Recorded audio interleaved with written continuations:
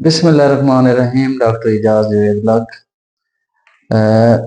आँखों की बीमारियां और जिस्मानी बीमारियां से मुतल्लिक़ WHO और दुनिया में कुछ डेज मनाए जाते हैं एज ए अवेयरनेस के तौर पे, लोगों को आगाही देने के लिए। मसलन पिछले दिनों में हम वर्ल्ड साइट डे मनवाया था, और फिर ग्लाकोमा डे मनाया जाता है, यानी काले मोतिये का डे। तो मैं समझता हूँ कि ये बहुत अच्छे मैसेज हैं पब्लिक के लिए, क्योंकि हेल्थ एजुकेशन के मुतल्लिक़ लोगों की मालूमात बहुत ही कम है। इसलिए ये डेज़ मनाना बहुत ही अच्छी बात है। अगर WHO ने जिसने भी स्टार्ट किया है तो ये बहुत अच्छी बात है। ये डेज़ ज़रूर मनाने चाहिए ताकि पब्लिक में अवेयरनेस हो, ताकि लोग खुद अपना ख्याल कर सकें, अपने अजीज़ों क़रीब का, बच्चों का, बड़ों का। तो 14 नवंबर वर्ल्ड डे डायबिटीज़ से मुतल्लिक़ मनाया जाता है। इसका एक बैकग्राउंड है। बैकग्राउंड ये है कि 1922 यानी 1922 में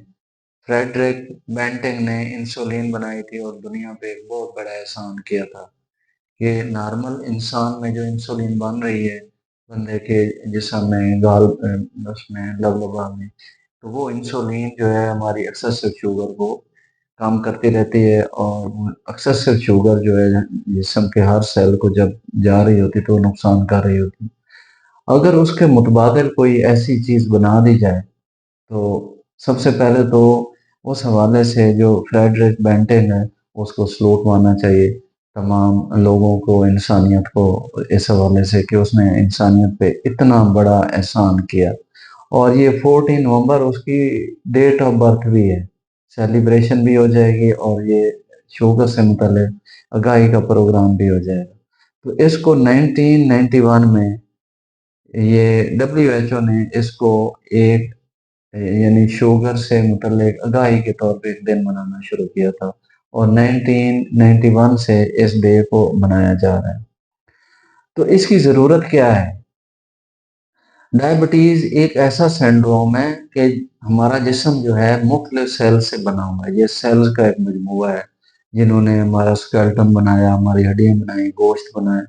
और हर एक एक सेल के मजमूए से बना हुआ है। और सेल की हेल्थ के लिए एक नॉर्मल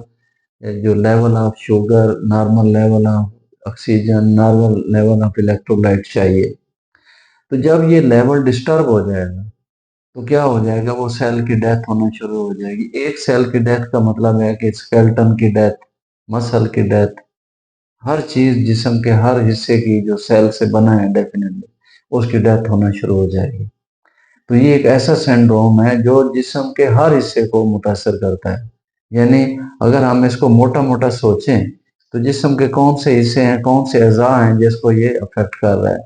ऊपर से स्टार्ट करते हैं, स्कैल्प को, दिमाग को, आंखों को, गले को, उसके बाद लंग्स को, स्केलेटन को, वर्टिब्रा को, और पाँव को, पाँव की स्किन को, हाथों की स्किन को, गुर्दों को। यानी कोई जिस्म का हिस्सा ऐसा नहीं है जो शुगर से मुतासर ना हो।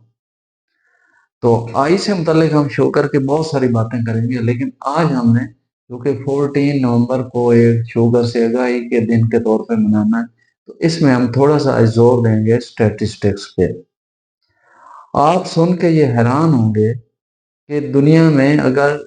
10 मुल्कों को स्टडी किया जाए तो उसमें पाकिस्तान जो है उसमें विनर है। विनर क्यों है कि इसमें सबसे ज्यादा शुगर की परसेंटेज है। 30.8% जो है पॉपुलेशन जो है पाकिस्तान की वो शुगर से मुतासर है। पाकिस्तान टॉप पे है। और ये स्टेटिस्टिक्स सुन के और पढ़ के मैं इंतहाई जो है ना परेशान हुआ हूँ, और मुझे अपने मुसलमानों की हालत ज़ार पे दुख हुआ है कि इन 10 में तकरीबन 8 जो मुल्क हैं वो मुस्लिम हैं। सेकंड नंबर पे कुवैत है, फिर मिस्र है, कतर है, मलेशिया है, सऊदी अरब है, मैक्सिको है, तुर्की है, बांग्लादेश है, श्रीलंका है। तो आप हैरान होंगे कि हम मुसलमानों ने जो लाइफ स्टाइल था उसको कैसे अपनाया और हमने क्या सबक लिया। और इस आगाही में मैं तो समझता हूँ कि सबसे ज्यादा मुसलमानों को अवेयर होना चाहिए कि نبی پاک صلی اللہ علیہ وسلم نے اور سارے انبیاء کرام جو آئے انہوں نے انسانوں کو ایک نارمل زندگی، ایک سمپلسٹی کی طرف سارا تبلیغ کی، لیکن ہم نے میرا خیال میں ان سب چیزوں کو چھوڑ دیا۔ تو جو انٹرنیشنل ڈائبٹک فیڈریشن ہے اس کی اسٹڈی کے مطابق پاکستان کی اگر پاپولیشن یہ 23 سے 24 کروڑ ہے تو اس میں 3 کروڑ لوگ جو ہیں وہ شوگر سے متاثر، لیکن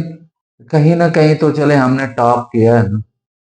اور کویکشن میں بھی شاید ہم نے ٹاپ کر لیا ہوگا، وہ تو ہم بعد میں اسٹڈی کریں گے اس کے اسٹیٹسٹک، لیکن شوگر میں تو ہم نے جو میں نے آج پڑھا ہے اس میں ہم نے ٹاپ کر لیا ہے۔ اور نائجیریا جس کو ہم سمجھتے ہیں کہ جو کچھ بھی نہیں سب سے کم،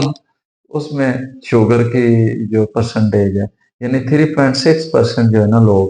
نائجیریا میں افیکٹ ہوئے ہیں۔ اور ماشاءاللہ یہ کویت، مصر اور قطر اور سعودی عرب نے پاکستان کے بعد ٹھیک ٹھاک اپنا جو ہے نا نمبر اٹین کیا ہے۔ اب شوگر جیسے میں نے بتایا کہ دماغ سے لے کے پاؤں تک سارے جسم کو افیکٹ کرتی ہے، تو شوگر سے جو افیکٹڈ پیپلز ہیں پاکستان میں وہ 34% ہیں، یعنی 434 ملین لوگ جو ہیں پاکستان کے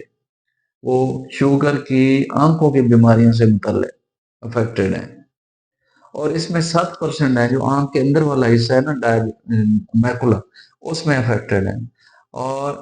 جو 20 سے 64 ایئرس تک جو بندے ہیں ان میں بلائنڈنس کی سب سے بڑی وجہ شوگر ہے 20 سے 64 سال کی ایج میں۔ اس طرح پاکستانی پاپولیشن میں جو ڈائبٹیز سے افیکٹ ہو رہے ہیں وہ 33 ملین بنتے ہیں، اور جو میکولر ایڈیما سے ہے وہ 4.8 ملین بنتے ہیں، لوگ 4.8% بنتے ہیں۔ تو اب جو ہے ہم اگر ڈسکس کریں جیسے میں پہلے بتا رہا تھا کہ یہ ساری چیزیں شوگر کی کیوں ہو رہی ہیں، ہم سارے لوگ اگر اپنے دماغ میں انالائز کریں تو ہم نے اپنا لائف سٹائل بہت زیادہ چینج کر لیا ہے، اور سیڈنٹری لائف سٹائل ہم نے کر لیا، اور سیڈنٹری لائف سٹائل میں یہ چیزیں شوگر جو ہے ظاہر آپ نے ورزش نہیں کرنی، آپ نے واک نہیں کرنی، آپ نے جو ہے اپنی آؤٹ ڈور ایکٹیویٹی نہیں کرنی، آپ نے انڈور بیٹھے رہنا ہے، آپ نے لیپ ٹاپ اور موبائل پہ بیٹھے رہنا ہے، آپ نے کمرے میں زندگی گزارنی ہے، آپ نے ابھی لے آؤ کھانا، پھر لے آؤ کھانا، پھر لے آؤ چائے، پھر لے آؤ دودھ پتی لے آؤ، پھر فلاں چیز لے آؤ، اچھا سویٹ بھی ہونے چاہیے، جلیبی بھی ہونی چاہیے، رسگلے بھی ہونے چاہیے، ساری چیزیں کھاتے رہیں گے اور ایکٹیویٹی ہے کوئی نہیں، اور وہ ساری چیزیں جمع ہو رہی ہیں جیسے میں نے کہا تھا کہ باڈی ایک سیل کا مجموعہ ہے، اور یہ سیل آپ کے وہ شوگر میں نہا رہے ہیں اور ان کو آکسیجن جا نہیں رہی، اسکیمیا ہو رہا ہے، اور وہ ساری چیزیں افیکٹ کریں گی۔ تو غیر صحت مندانہ جو طرز زندگی ہے، یہ جو لائف سٹائل ہے، یہ ایک بہت بڑی وجہ ہے۔ اس کے علاوہ فیملی ہسٹری بھی ہے، اور ہائپر ٹینشن بھی ہے، اور اولڈ ایج ایڈوانسنگ ایج میں بھی ہو سکتا ہے، اور لپڈ کی ڈس لپیڈیمیا یعنی لپڈ کی جو مقدار ہے خون میں اس کی وجہ سے بھی، لیکن یہ پھر ریلیٹ کرتی ہے کہ آپ کا انٹیک کیا ہے، آپ کھا کیا رہے ہیں، آپ کتنا کھا رہے ہیں، ان پٹ کتنی ہے، آؤٹ پٹ کتنی ہے۔ ہماری ساری ان پٹ ہے، موٹاپا ہے، ایکٹیویٹی ہے کوئی نہیں ہے، اور پھر اس طرح کی ساری چیزیں وہ مل ملا کے آپ کے لپڈ بھی ہائی کریں گی، آپ کا بلڈ پریشر بھی ہائی کریں گی، آپ شوگر کا لیول بھی ہائی کریں گے، اور آپ کے سیل جو باڈی بنی ہوئی ہے سیلز ہیں وہ ڈسٹرائے ہونا شروع ہو جائیں گے۔ تو اسی طرح یہ ساری چیزیں جو ہیں، اور اس پہ ایڈڈ ہے اسموکنگ بھی، اور انہی پیشنٹ کو کالا موتیا بھی ہوتا ہے، انہی پیشنٹ کو جسم کے سارے پرابلمز ہوتے ہیں۔ تو یہ 14 ڈے جو ہے اس کو ہمیں سیلیبریٹ کرنا چاہیے، اور میکسیمم لوگوں تک یہ میسج پہنچانا چاہیے کہ وہ اپنے آپ کو کیسے شوگر سے بچا سکتے ہیں۔ اگر فیملی ہسٹری ہے تو وہ شروع میں الرٹ ہو جائیں، اپنا لائف سٹائل ایسا کریں، اپنی ایکٹیویٹی بڑھائیں، انٹیک کم کریں، اچھی ڈائٹ لیں، اور اپنی جو ہے آؤٹ پٹ یعنی اپنی ایکسرسائز واک وہ ان چیزوں کو توجہ دیں۔ اگر فیملی میں ہے بھی صحیح تو ان لوگوں کو زیادہ ضرورت ہے پریز کی اور پریونشن کی اور ایکسرسائز کی اور ایکٹیو لائف کی۔ تو اس سے جو نیکسٹ ویڈیو ہوگی ہماری وہ ہم ایک ایک آرگن کو لیں گے، چونکہ میں آئی اسپیشلسٹ ہوں اور میں آئی سے متعلق زیادہ انفارمیشن میرے پاس ہوتی ہے، تو نیکسٹ میں ہم آئیز کو فوکس کریں گے کہ آئی کے کون کون سے سٹرکچر ہیں، کارنیا سے لے کے، کارنیا ہے، ایرس ہے، لینز ہے، وٹریس ہے، ریٹنا ہے، ایکسٹراکولر مسلز ہیں جو آئی بال کو گھماتے ہیں، اور آپٹک نرو ہے۔ ان سب چیزوں کو ہم ون بائی ون فوکس کریں گے کہ یہ شوگر سے کیسے متاثر ہوتے ہیں۔ اس کے ساتھ اگر یہ ہو جائیں تو جو میکولا ہے اس کی ڈیزیز ہو جائے تو کیا ہوتا ہے، ریٹنا میں ارلی چینجز میں کیا ہوتا ہے، لیٹ چینجز میں کیا ہوتا ہے، ٹریکشن میں کیا ہوتا ہے، اور آنکھ میں جو ٹیکے لگتے ہیں وہ کیوں لگتے ہیں، کتنے لگانے چاہیے، اس کا فائدہ ہے کتنا نقصان ہے، اور شوگر کے مریضوں کو کالا موتیا کیوں ہوتا ہے، اور اس میں ہائپر ٹینشن کیوں اس میں افیکٹ کرتی ہے، اسموکنگ اس میں کیوں اس میں مضر اثرات ڈالتی ہے۔ تو یہ ہم نیکسٹ ویڈیو میں ڈسکس کریں گے ون بائی ون۔ تو آپ لوگوں سے یہی گزارش ہے، اور ہاتھ بند کر کے یہ منت والی ہے کہ جہاں تک یہ میسج پہنچے لوگوں کو اس کی اویئرنیس دیں تاکہ وہ شوگر سے بچیں، اپنے آپ کو بھی بچائیں، فیملی کو بچائیں، اور پاکستان کا جو ٹاپ کا نمبر ہے نا اس کو مہربانی کر کے اینڈ پہ لیں۔ ڈاکٹر اجاز جویریہ۔